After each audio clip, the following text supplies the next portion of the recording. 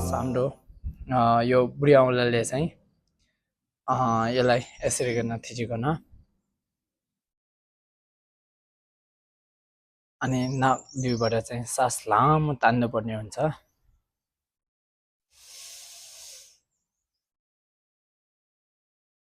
सास तान्दाखेरि सास चाहिँ रोक्नुपर्ने चाहिँ यो घाँटीमा हो।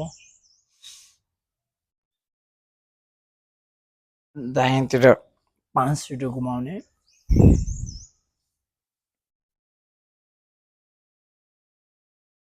बायाँतिर 5 चोटि घुमाउने,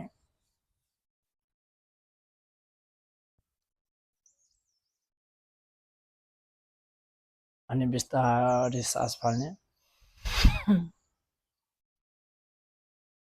यो सास फालिसकेपछि तपाईँले सास फाल्दाखेरि चाहिँ नाकबाट फाल्ने, तर सस चाहिँ के लिनुपर्छ भन्दाखेरि आफ्नो वायु चाहिँ हाम्रो यो शिरमा चाहिँ बिलाएको महसुस लिनुपर्ने हुन्छ।